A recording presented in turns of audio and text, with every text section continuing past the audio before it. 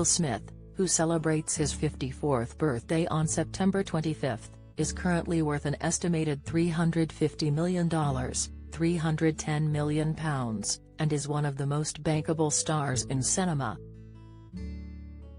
However, he entered the Hollywood industry with a $3 million £2.6 million tax bill and barely saw any of his Fresh Prince paychecks for 3 years. In 2020, Smith ranked 69th on Forbes' highest-earning celebrities list with a reported income that year of $44.5 million, £39.4 million, and his current annual salary is reportedly between $40 million, £35 million, and $80 million, £71 million, mostly from his film work. Before Smith was earning incredible paychecks for Men in Black, I Am Legend and King Richard, the burgeoning star was in crippling debt for the first 3 years on The Fresh Prince of Bel-Air.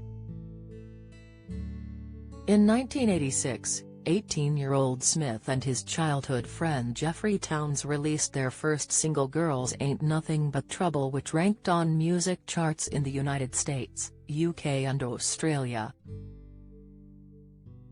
The duo, known as DJ Jazzy Jeff and the Fresh Prince, quickly moved to create their first album Rock House and just 3 years later won a Grammy for Best Rap Performance. The 21-year-old was flying high on his success, spending money almost as fast as he earned it and simultaneously avoiding the tax man. The duo's second album was a monumental flop and they quickly ran out of money. In his autobiography, Smith wrote, "We were all broke. First went all the cars. Then my motorcycles. Stereo systems are very expensive when they go in, they're worth damn near nothing when they come out." At the same time, the star owed the IRS around $3 million, £2.6 million, of income, admitting that he didn't necessarily forget to do his taxes, he just simply did not pay.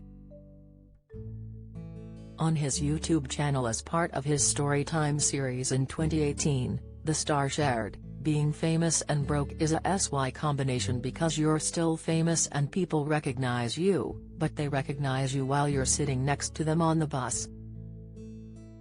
Smith was struggling and spent most of his time in his house with what little possessions he had left when his then-girlfriend convinced him to get outside and hang out where the Arsenio Hall Show, a late-night talk show, was filming.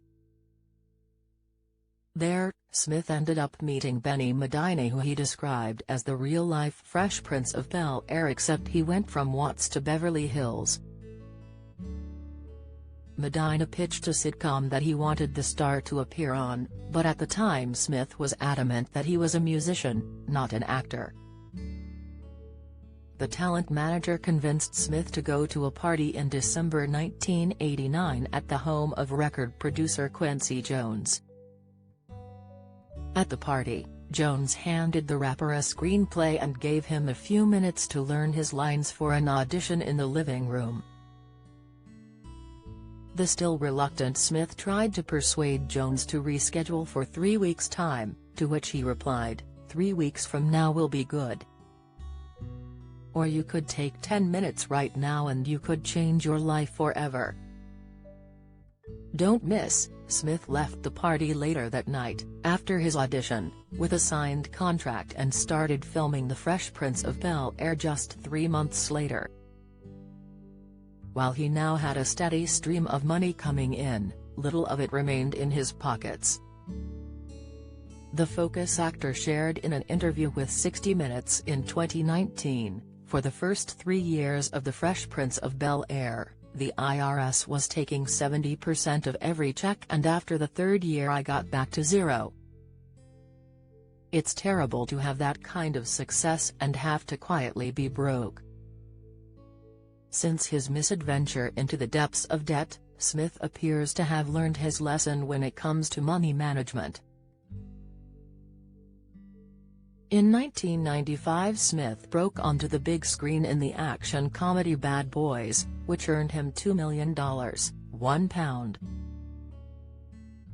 7 million.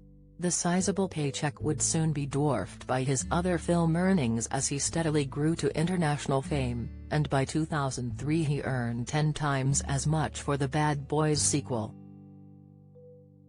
Additionally, over his 32 years in Hollywood, Smith's films have reportedly grossed $9.3 billion, £8.2 billion, making him one of the most reliably profitable actors in the industry.